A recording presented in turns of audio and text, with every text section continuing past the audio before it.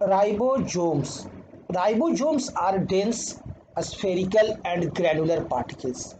Ribosomes dense होते हैं, spherical होते हैं और ग्रैनुलर पार्टिकल्स होते हैं, दानेदार होते हैं, which occurs freely in the matrix cytosol, और वो साइटोसोल में फ्रीली पाए जाते हैं, फ्रीली रूप में, या remain attach to the endoplasmic reticulum, या एंडोप्लाज्मिक रेटिकुलम पर अटैच्ड रहते हैं, जिसे कि कहते हैं rough endoplasmic reticulum. Chemically, the major constituents of ribosomes are the ribonucleic acids, RNA and proteins. जो राइबोसोम जो बना हुआ होता है वो बना होता है RNA, ribonucleic acids plus protein का। और lipids are not present in ribosomes, lipids present नहीं होते राइबोसोम्स में। Ribosomes are not bounded by a membrane, ribosomes किसी भी मेम्ब्रेन से बाउंडेड नहीं होते हैं। They are present both in prokaryotic and eukaryotic cells, और ये प्रोकैरियोटिक और यूकैरियोटिक दोनों में प्रेजेंट होते हैं, प्रोकैरियोटिक सेल में भी होते हैं और यूकैरियोटिक सेल में भी होते हैं, एक्सेप्ट मैमेलियन आरबीसी, सिर्फ मैन के आरबीसी में ये, मैमेलियन के आरबीसी में ये नहीं पाए जाते हैं। Ribosomes play an important part in the synthesis of protein, और राइबोसोम्स का मेन काम क्या है? प्रोटीन सिंथेसिस करना, यही मेन वर्क है राइबोसोम्स का।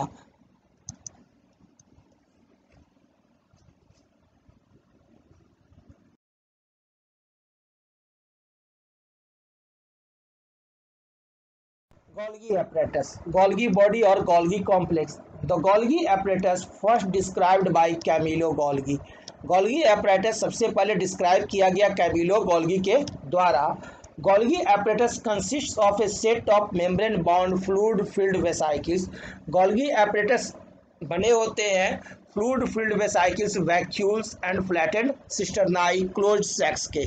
आपको फ्लैटेंड सिस्टर्नाई रहेगा और वैक्यूल्स रहेंगे, वेसाइकिल्स रहेंगे, सिस्टर्नाई रहेंगे, इनके बने होते हैं गोल्गी apparatus।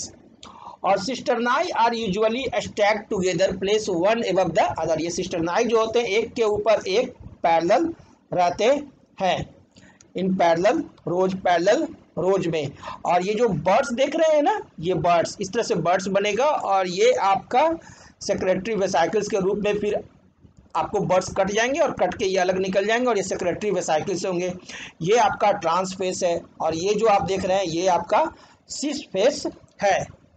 अगर सिस फेस से कोई वेसाइकिल्स निकलेगा तो उसको कहेंगे सिस वेसाइकिल्स, और ये जो ट्रांसफेस है, और इस ट्रांसफेस से अगर कोई बर्ड्स बन करके वेसाइकिल्स निकले तो उसको कहेंगे ट्रांस वेसाइकिल्स। ये देख रहे हैं आपका न्यूक्लियस है, और न्यूक्लियस के बगल में एंडोप्लाज्मिक रेटिकुलम है, और इसी एंडोप्लाज्मिक स्मूथ एंडोप्लाज्मिक रेटिकुलम से ही गोल्गी apparatus का जनरेशन होता है। इसी एंडोप्लाज्मिक रेटिकुलम के पास ही गोल्गी apparatus भी पाया जाता है। Golgi apparatus exists an extensive network near the nucleus in animal cells, animal cells में न्यूक्लियस के पास ही गोल्गी apparatus पाए जाते हैं। However, the plant cells contain many freely distributed subunits of Golgi apparatus, जबकि प्लांट सेल्स में क्या होते हैं? गोल्गी apparatus फ्रीली रहते हैं, डिस्ट्रीब्यूटेड रहते हैं, जिसको कि कहते हैं डिक्टियोजोम्स। प्लांट सेल्स में जो गोल्गी apparatus फ्रीली रूप से पाए जाते हैं जहां तहां, उसे क्या कहते हैं? Dictyosomes. Golgi apparatus is absent in bacteria, Golgi apparatus absent होता है बैक्टीरिया में। नंबर 2 ब्लू ग्रीन एल्गी में, नंबर 3 मैच्योर स्पर्म्स में, और चौथा हमारा आरबीसीएस जो होता है मैमल्स में और अदर एनिमल्स में, उसमें भी गोल्गी apparatus नहीं पाया जाता है। The Golgi apparatus arises from the membrane of the smooth endoplasmic reticulum, Golgi apparatus smooth endoplasmic reticulum से अराइज होता है। फंक्शन ऑफ गोल्गी apparatus देखते हैं। The main function of the Golgi apparatus is secretary, Golgi apparatus का main function क्या है? Secretary, ठीक है, सेक्रेशन करना ही मेन फंक्शन है। बर्ड्स फॉर्म करता है और वो फिर वेसाइकिल्स के रूप में बाहर निकल जाता है। Golgi apparatus acts as a way station और assembly area for the storage, processing and packaging of various cellular secretions, विभिन्न तरह के जो सेलुलर सेक्रेशंस होते हैं जिसको कि बाहर निकालना जरूरी है सेल से, तो उसका गोल्गी एपरेटस क्या करता है, स्टोरेज करता है, प्रोसेसिंग करता है कि भाई छाट काट छाट करो कि किसको किसको निकालना है, और उसके बाद फिर उसका पैकेजिंग करके उसको बाहर निकालता है सेल से बाहर। वो काम है किसका, गोल्गी एपरेटस का। गोल्गी एपरेटस का मेन फंक्शन क्या है, सेक्रेटरी फंक्शन है। इट प्रोड्यूसेज वैक्यूल्स या वैक्यूल्स प्रोड्यूस करता है, और सेक्रेटरी वेसाइकल्स, और सेक्रेटरी वेसाइकल्स उसी को कहते हैं। विच कंटेन सेलुलर सेक्रेशंस, जो बहुत सारे सेलुलर सेक्रेशंस को कंटेन्स किए हुए रहते हैं, जिसे कि सेल से बाहर निकालते हैं या सेल में सेक्रेट करते हैं। That is enzymes, proteins, cellulose, melanin pigment, lactoprotein of milk, ये सब गोल्गी एपरेटस के वेसाइकल्स के माध्यम से ही बाहर निकलते हैं। कौन कौन, enzymes, protein, cellulose, melanin pigment, lactoprotein of milk. Golgi apparatus is also involved in the cell of cell wall, plasma membrane and lysosomes। और गोल्गी apparatus एक रोल also अप्लाई करता है, रोल निभाता है सेल वाल, प्लाज्मा मेम्ब्रेन और lysosome के synthesis में। Lysosome के सिंथेसिस में भी रोल करता है गोल्गी apparatus।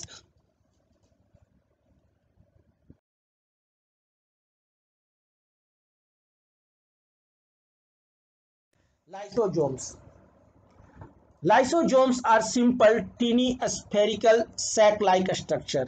लाइसोजोम सिंपल होता है, टीनी छोटा छोटा होता है, और स्फेरिकल सैक लाइक स्ट्रक्चर्स होते हैं, evenly distributed in the cytoplasm. और साइटोप्लाज्म में जहां तहां वो क्या रहते हैं, डिस्ट्रीब्यूट रहते हैं। ये न्यूक्लियस है।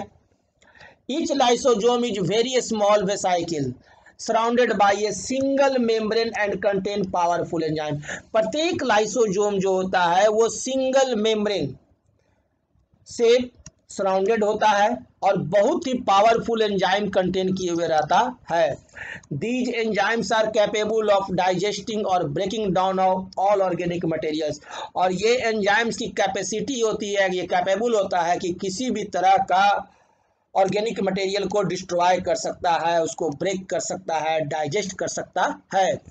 Lysosomal enzymes are made by rough endoplasmic reticulum. और लाइसोजोमल जो एंजाइम्स जो होते हैं वो बनते हैं किसके द्वारा, रफ एंडोप्लाज्मिक रेटिकुलम के द्वारा।